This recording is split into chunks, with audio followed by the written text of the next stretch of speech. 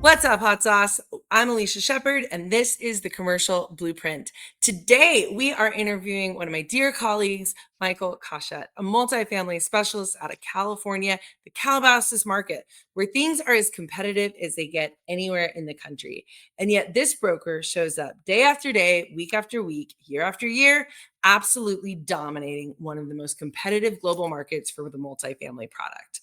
Dig in and be ready to hear from one of the best about one of the coolest product types and markets in the nation. What's up, Michael? How are you today? What up, G? It's good to see you. Glad you're here, man. Glad you're here. glad to be here. I love it. Well, I am really excited about our conversation today because you just closed two back-to-back deals that were really exciting. And I want to get to those in just a minute. But I want to kind of introduce our listeners to who you are, what your background and your journey in commercial real estate has been, because I think it's a path most people look up and they're like, man, I wish I could be that guy, but they have no clue how you got here. So tell us a little bit. How'd you get into commercial real estate and what has your career looked like so far? I'm just a hoodlum with a keyboard, man. A hoodlum with a keyboard. I think that's a podcast title right there. Just a hoodlum with a keyboard. Say more. What does it mean?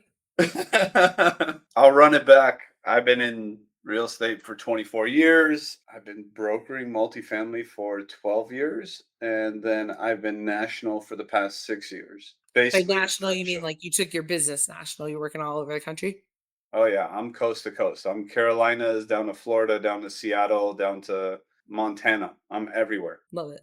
Basically, in a nutshell, my job is to go and find off market opportunities for my buyers, and I represent maybe about 100 groups nationally. These groups can go from publicly traded companies to REITs to high net worth families to high net worth individuals, and my job is to produce opportunities that I think would match their portfolio, what they're looking for, and how they look at those deals. So it could be on a basis or a cap rate or a specific pocket.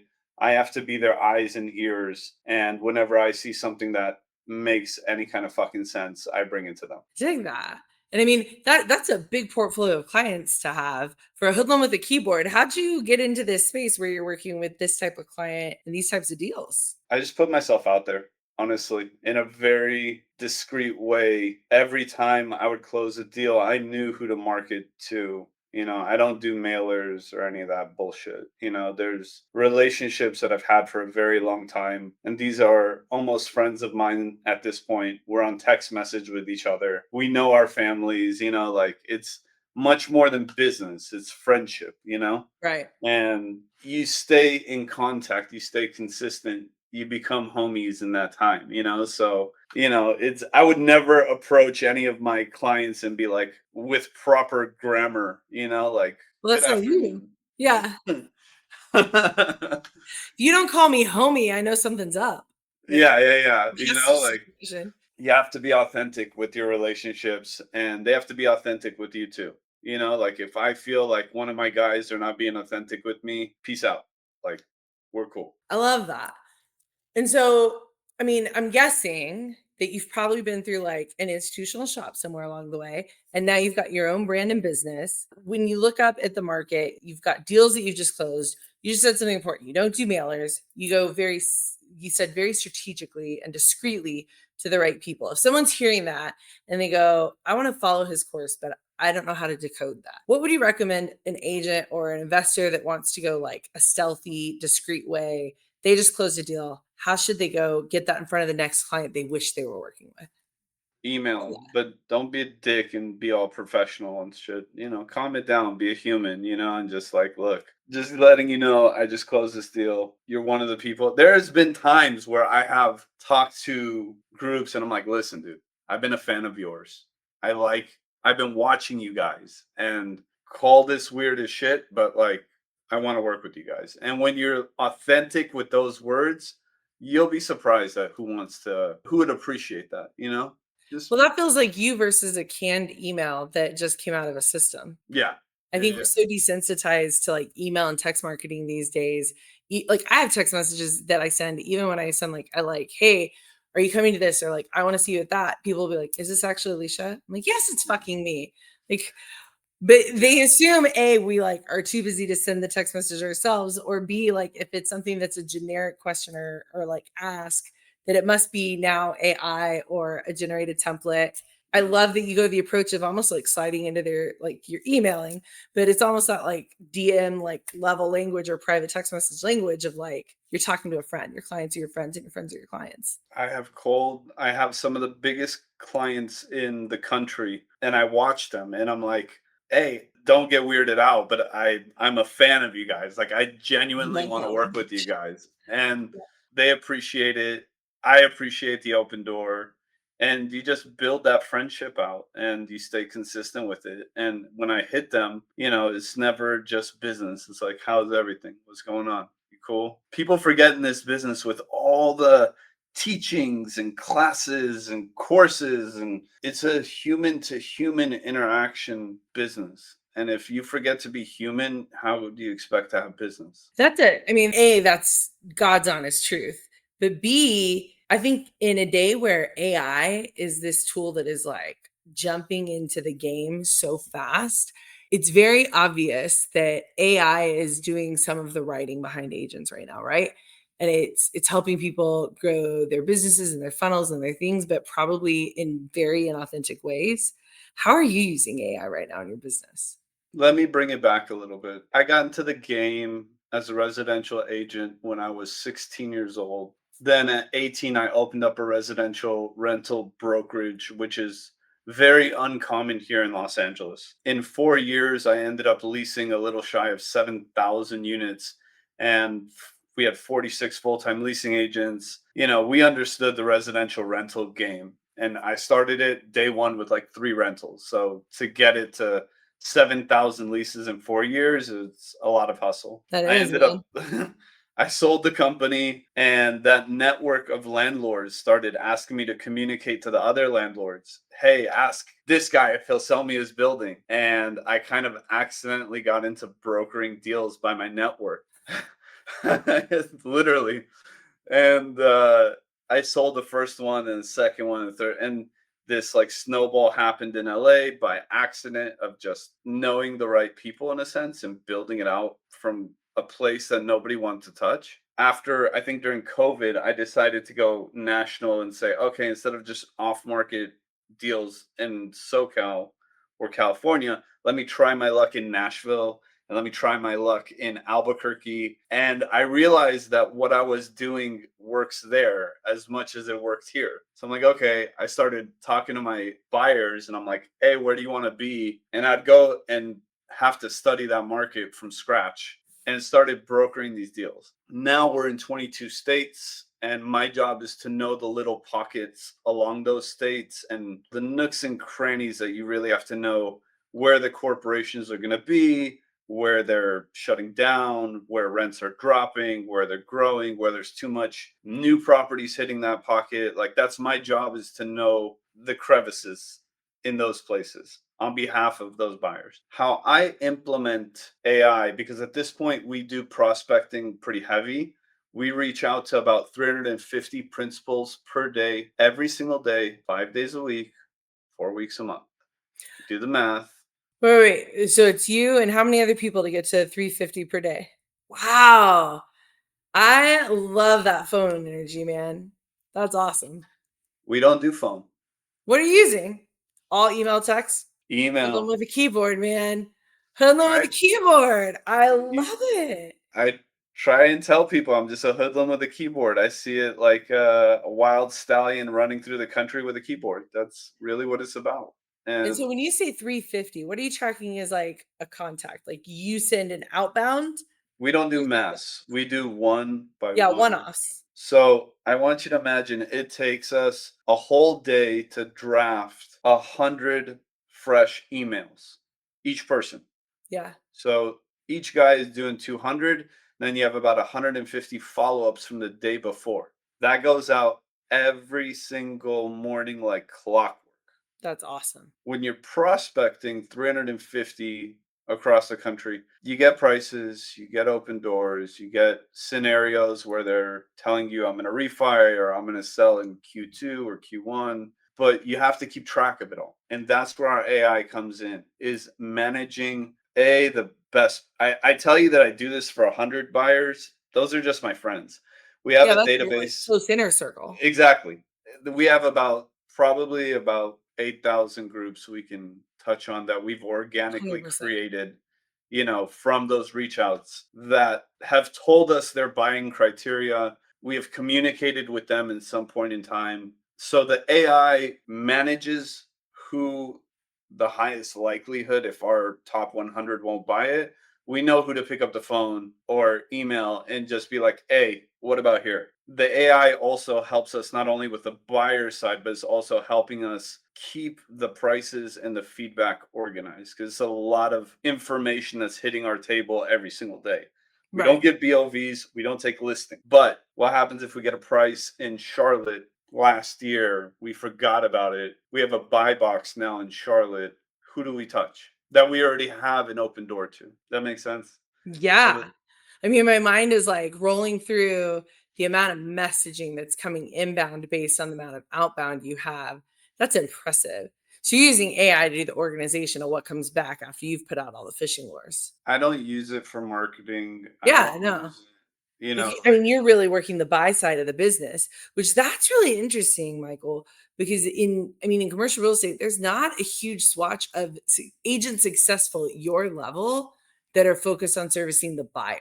look, that's typically when you do it nationally, those listings are going to those local brokers, and they're most likely going to the top of the echelon groups like JLL, Eastville, CBRE, IPA, Which, by the Newmark. way, those companies, if they don't hold the listing, they're not touching the buy side on it. They're less interested. Correct. When I come in, I'm approaching it of, hey, my buyer will pay my fee. It's no skin off your nose. What's your price? Where are you? Oh, it's listed? All right, no problem. I'll let your guy do all the work. Oh, it's not listed. You gave me a price? Let me see if it makes any kind of remote sense here.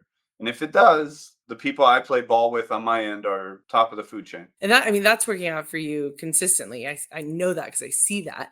You had 2 deals just closed back to back that are both, like, pretty damn intriguing deals. Tell me a little bit about them. Tell us a little bit about them.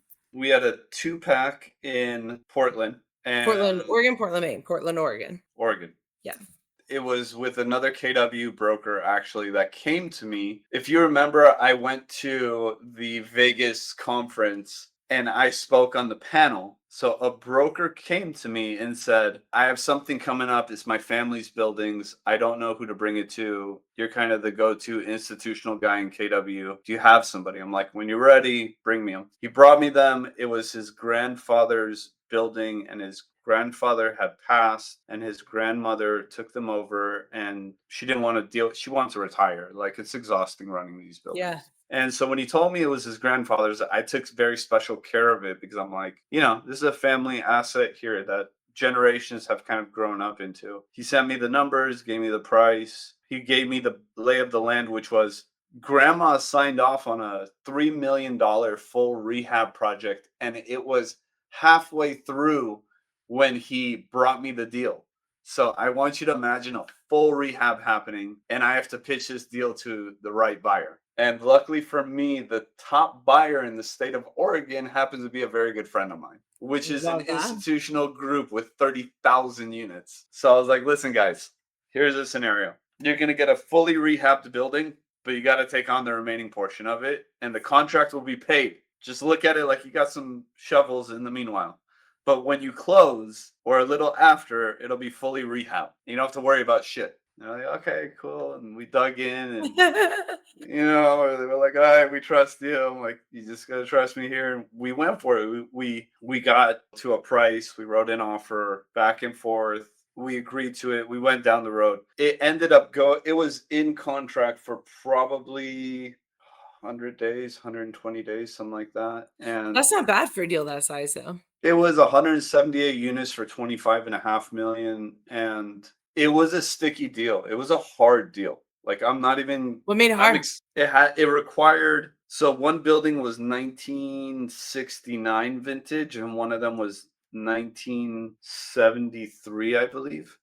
When you have older assets of that age, you have a million things that can go wrong. from electrical panels to water heaters to mold. 1,000 different things can go wrong. And if you're not an experienced broker, like you can lose that deal Yeah. literally in a blink of Yeah, I an can eye. go really fast. So one of them ended up requiring all new electrical panels. So you have to renegotiate that. That's a negotiation process there. Mm. Brokers will get fucked up in that fight, that battle, you know? Yeah, because the first place they go is, "Let's talk about your fee." It's not gonna come out of seller's pocket, and buyer's not gonna put more on the table. Fee of it first. Yeah, by the way, brokers get fucked up on this thing. 90% of deals get tossed because a broker's so worried about their fee. I Worry agree with about that. the deal, not about the fee. The fee will come if there's a deal. Nobody wants to screw the little guy. Yeah, price isn't the problem, structure is. Yeah, and when to bring up your fee. Like, worry about putting it all together, Yep, not the 100%. fee. The other issue there. So I want you to imagine one of them had a rehab contract, the other one had it was just old. So the rehab project was fine. There was some hair there, but not too much. The older one required new electrical panels. It also required a phase two inspection. And so Multifamily? That's interesting. it was the state of Oregon.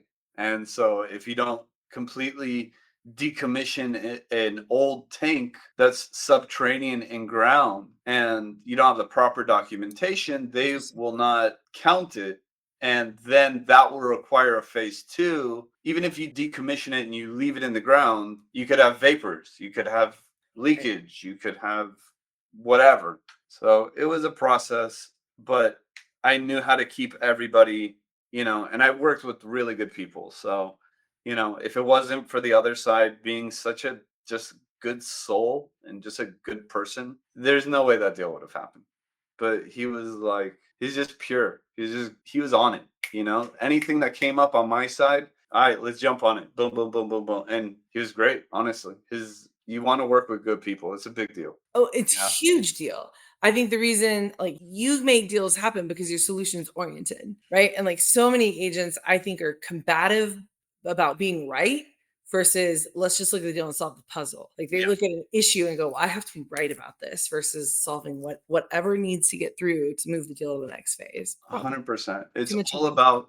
It's literally all about being solution oriented. Take out your ego. Like you can have ego when you get your paycheck. After that, you can fucking do whatever the fuck you want to do. Get the check, okay? Before then, Be shut humble. up. Be Yeah. humble, work hard, be Yeah. cooperative. Yeah. Yeah. Chill the fuck out, dude. Yeah. No, we're not saving lives here. Literally Yeah. just closing deals. All right. So you got that one closed after 120 days, you said 190? 120. 100 and probably 120 days because we had to wait for the phase two to be done. We needed the reports to be done. There was a lot of different moving pieces because of how old they were. It required different credits for different things. So even though you had the $3 million contract, right? Your buyer is assuming the remaining aspects of that third party contractor that's in contract to rehab that building. Meaning your buyer needs to get into bed with this new third party group that they've never worked with. They have to assume the contract, or else you're just pushing back your close time. Does that make Right. sense? Yeah. Yeah. Yeah. That makes sense for the deal. But yeah. We had to get the buyer comfortable with this third party contracting company. That took time, their timelines. Then we had an issue with a unit that was a down unit that never got rehabbed, that had water intrusion. So we had to get a credit for that. Mm. There was just so many layers of things that getting into that finish line was an absolute like dogfight. Those are the best deals, though. How much did you learn through that transaction? On that one, I learned a lot, but I had an idea of these things coming down the fairway. If you have some kind of an idea, you'll know how to solve those issues. But you can't let like, oh my god, it's the end of the world. Fuck. Like, chill the fuck out, dude. It's fucking Well, and by the way, that's the MO. Unfortunately, a lot of agents go to when like the tiniest issue enters a deal. They get very like drama llama over any hurdle versus just fix the problem, ask questions, work with someone else on the other side to say, how do we fix this today? yeah, They go very intense in their reactive behavior versus like leadership yeah. of the transaction. That's something I think I've always I know you and I don't connect all the time, but I've always admired about the way I watch you do your business is you're just very like calm and smooth and steady, which leads to consistency in your business. It's not Sure. rocket science. There's an energy that follows you, and that energy is consistency. I like to use my time accordingly, Yeah. like I like to be busy, put my energy to use, I'm nobody special. I don't pretend to be anybody special. I'm fucking lucky to be here, lucky to be playing in such a beautiful arena with really good people and I get the opportunity to do these kinds of cool things, but I didn't go to college or any of that, Like Yeah. I grew up on the streets of Skid Row downtown Los Angeles, like I'm just grateful to be playing in the arena and there's always a fucking solution to every problem. To every problem. Yeah. Tell us And about the either other. yeah, look, either you're going to figure it out or the next guy is going to figure out and you lost your deal because that guy figured it out. Yeah, go cry on your Cheerios because he's eating your lunch. Exactly. I used to have junior agents that would get all upset. Well, that guy stole my deal. I'm like, no, you didn't. You lost that deal. Yeah. He Look, stole your lunch, but that was your fault. Yeah, yeah. Look, you lose enough deals, you start learning different things along the way. that's right. That's right. I have lost billions and billions of dollars worth of deals from so many scenarios and I'm like, "Oh shit," I could have played that a little differently. I could have solved that. I could have communicated that. I could have drove down there and really said, "We're going to sit down and figure this out." Like, Oof. I mean, that's a courage moment, by the way. Okay, so hold on then. I want to walk you through one of those. You've lost deals in those moments, or you've lost momentum in those moments. What is, if you could share with anybody, the most vital lesson you've learned from that? What would it be? don't be afraid to come out of your comfort zone. Like in that moment of crazy shit hitting the fucking fan, you're allowed to pause, think, evaluate, come up with a solution. The first solution may not be the best. Go back, sit back down, shut the fuck up. Yeah. Think about it more. There's another solution. And if that means getting on the phone with somebody or putting two people together to talk it out, buyer, seller, let them, this is human solutions here. Come up with it. Don't be afraid to really put yourself in a vulnerable place. And don't try and hide your commission fee where you're not going to put two people together. Oh my God, they're going to cut me out. Nobody's going to fuck you, dude. Chill the fuck out. Breathe. Let them talk it out because if they don't come up with that solution, you get 0 fee. Yeah, they weren't going to have a deal anyway. I coach that a lot in Nucleus, and every time the topic comes up, I have someone that'll like, "Oh, but aren't you worried that they'll just do the deal together?" And number one, no, because you have a written agreement with somebody somewhere. And two, if you work with ethical people and you are a good ethical person, these things always work themselves out. It's when you're working with shady people or you show up as the shady person that those issues become real. Nobody wants to fuck the little guy unless you're a dick. If you're a dick, they're gonna fuck with you. But if you're not a dick, Kind of you tells you know. what agents are what agents then, doesn't it? Like the agents that Yeah. always complaining that they're getting screwed over. Oh, this happened. That might tell you who they are. Whoops. Yeah, They're yeah. exposing themselves, Michael. Yeah. Look, I many times I let my buyer and seller communicate together and they keep me posted. And I'm like, okay, that's cool. That was a good move. And then like they'll ping me like, okay, here's the update, or this is what's going on, or they'll hit me and be like, you think I should do this, or you think I should do that, or should I say this, or should I? And I kind of have to help them with the gas brake scenario, like, no, Yeah. no, just hang out, wait a little. Let's see what happens here. But many times I'm putting them together because I work with good people. Like you have to really have that friendship that comes back and like, It goes back to what you said in the beginning. Your database, you've got 100 guys that are your buyers and that are your friends, and your families know each other. Like you've got that tight knit.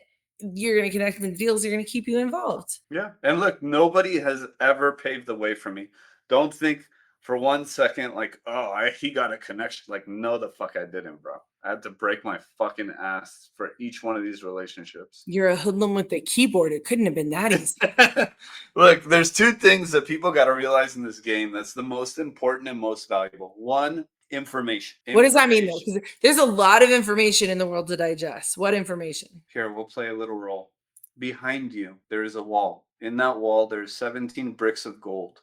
You didn't know that before, but that information was just released to you. So you could be breaking open that wall after, but I knew that information, you didn't. So information is everything. And especially knowing when to shut the fuck up and not expose it. Keep your mouth shut until the right moment to open it to the right person. Number two is, from a valuable perspective, is your relationships. Who you know is everything. Who you don't know is also everything. I mean, you have an open terrain of grass to go, and you have a blank canvas. Go and mark it. Big world, man. It's a big world. That's right. And if you know the right people, anything can happen. Anything, anything. Knowing those relationships, especially in this industry, is, and taking care of. Dude, I just sent out fucking 300 holiday cards. I don't need to send out Hand holiday sign them. cards.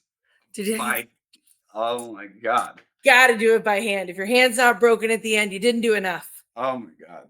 But that's servicing those relationships. You know what I mean? Like, I send out chocolates, I send out Amazon Alexas. I do these things not because I have to, because that's servicing your relationship. Yeah. And that's really your gold in this business. Every time. That's what it has to be. It's relationship based, even if it's AI enhanced these days. The Yeah. AI's got to be the back end. It can't be the front end of the relationship. I love that you're not enhancing the messaging of your prospecting with AI, because I think that's why you still feel human in your sales. We all can. You can spot from a mile away when it was written by AI. It just feels cool. I watch agents, we keep to ourselves. We call this wing of the office billionaire row. And I love that. we walk back and forth, and you see some agents and you see some of their stuff, and they like follow you on social media, you follow them back, and you see some of the stuff they're doing, and I'm like, that should really fucking work. Are you fucking kidding me right now? How many houses you sell this year doing that? Yeah. The fuck? Like, Like, I guess, man. I guess. being authentic is priceless at this day and age, especially now. All right. So you're looking forward into 2026 because we're just around the corner from it. What do you think happens in the market next year? After that, I'll tell you about the second sale that happened. That was Oh, that's right. We got down a rabbit hole. We didn't come back to it. We closed last week a 337 unit deal in Mesa, Arizona, borderline Tempe, for $59.6 million, representing both Bravo. sides. 1986 vintage, perfect value add, clean deal. Seller had his last remaining asset in Phoenix. He had a total, at one point, he had 14 or 18 assets. This was his last one. And his strategy of why selling is he's moving the money to the Midwest, and he's kind of going the more affordable route. Imagine Kansas, imagine Indianapolis, Yeah. Ohio. Our buyer had to come in. Everything's off market that we do, but they had to come in with a 5-day hard non-refundable deposit. That means from PSA to 5 days, on Monday to Friday. He had to do 5 days to go hard. 5 days to inspect 337 units, mechanicals, comps, leases, contracts, and we went hard in 5 days and removed contingencies. And then we had Why our the normal. urgency on the timeline to go hard? Had the seller already found what he wanted to buy? Nope, shit or get the fuck off the pot. Are you real or not? I love that, man. But damn, I mean, that's a compressed timeline for due diligence. He's a guy, no bullshit. You want it, do it. You don't want it, fuck off. That's how it goes. You're real? All right, put your money where your mouth is. This is what I need. I love that kind of energy, but that 5 days was tight. Good job. Good job. That was fun. I flew to Phoenix for due diligence, and then that same day I had to fly to Oregon for that due diligence, and then back home. And literally I went flight to flight, and that was fun. 2 different weather scenarios. It was a fun deal. It was cool. We ended up, even though we went hard, we still had a 30-day contingency. Then we had a 30-day close. We pushed the 30-day. We added one 30-day extension. Thankfully for the seller, he was a good guy. Buyers were a good group of guys. Like, everybody had a mutual focus of driving this thing forward. So everybody was on the same page there. Got it to the finish line, and everybody was happy at the end of it all. That's awesome. quick timelines on that. So you had these 2 deals both in the last quarter close. That's what's So we got Q3 CoStar Power Broker Award for the Oregon one, and good then job. because of the 1 week difference on Phoenix, that's going to qualify as Q4. Oh, gotcha. Off by a week. But it'll be Yeah. good if you got Q3 and Q4, just different markets. It's the best when you get the power broker stuff or recognition in 2 different markets at the same time. Like that's Well, two I mean, most bodies. most commercial agents can't do it because their brokerages lock them up where they can't work multiple regions like that. Not for Yeah, multifamily, at least. So yeah. I work on behalf of my buyers, so where they go, I go. that's awesome. Bravo, man. All right, now I'll jump ahead. I got ahead of my skis. Okay. 2026. What do you see in the market? What's coming? I'll give you, it's a very generic question. I need you to dial it down just a little bit. Like, what are we talking about here? Give me some kind of context here. For your buyers in the multifamily asset class, what do you think happens in the 2026 market? What do you think deals flow is going to look like? As much as I'm optimistic, I'm also fearful. What's driving that? So, for example, you're in what part of Texas are you in? I'm out of Austin, but I've practiced real estate in Los Angeles for 18 years. Um, You can say that. You're from that. so in Texas, you have HFCs. Those things are expiring. Those are called traveling HFCs. What happens when you combine traveling HFC expiration dates with maturing debt? I think that's gonna be painful. I think it's gonna be really painful. I And don't know how the buyer or the lending market responds to that.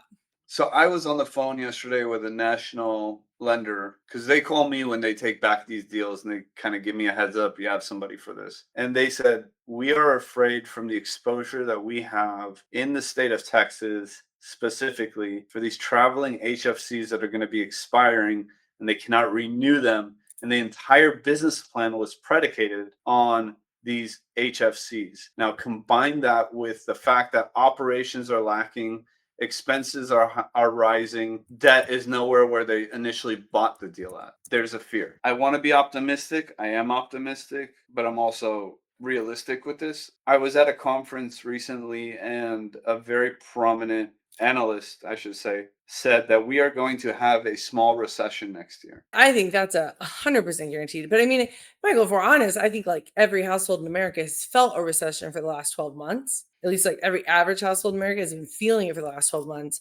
I think the jobs numbers are finally going to be to a point where they can't kick the can down the road any further and they have to officially define it as a recession. Like textbook wise, the numbers will put us where it's defined as a recession. I think we're going to have a 6 month recession, which scares the shit out of me because consumers are already hurting. What happens when you throw in the term, recession into there Yeah, and they money actually hear the stops? vocabulary word. That Yeah, means I'd be willing to bet that we see credit card spending slow down, where we haven't really seen that happen yet. People haven't given that like hard look in the mirror at the household income or I household. don't think we're going to slow down. I think people are living off of those credit cards right now. Yeah, definitely. And It's an interesting window to look at. I mean, for investing, like personally, I think we're probably at the lower portion of the market. So it's a good time to be buying because yeah, no matter what, like when the market goes up, it's going to go higher than we are today. Right. So we'll get into the deal the right way. I think for some owners, it's going to be tough though. I also think that stock market is going to get a correction. I think all this crypto is going to get a correction. And I think that you're already seeing, from an investor equity perspective, CDs right now, if you go to any bank, you're in the 3.5 range. It's not, they're going to start putting that money back into real estate. Like it just doesn't make sense to keep it in the CDs perspective. Well, I think in some cases they have to put it back in because I mean, have you ever explored the Texas ratio? No, what is it? So it has nothing to do with Texas. I know I'm biased. 'Cause I'm here. Had nothing to do with Texas. It's how the Fed looks at what the bank has on hand in like actual cash held assets against their high risk debt. Commercial real estate's high risk debt, right? So it's that ratio between if a bank is 0 to 5%, Fed leaves alone. They don't give a fuck what's going on. 5 to 10%. Fed puts them on a watch list. Anything above 10%, Fed says we're going to consolidate or collapse this lending institution. In the current market we're in right now, we have hundreds of lending institutions that are well above 10%. Well above 10%.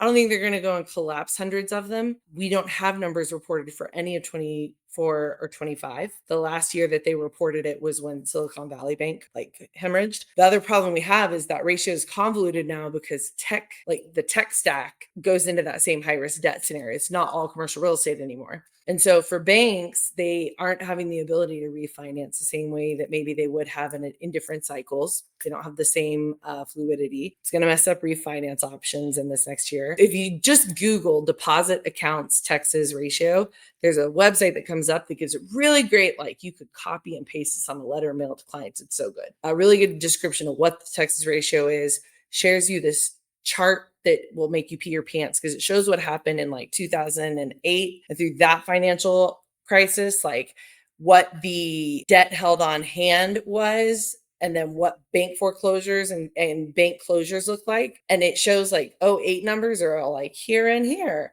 Then it shows 23 like debt held by the bank was like way up here. And then it doesn't show what 24, 25 did.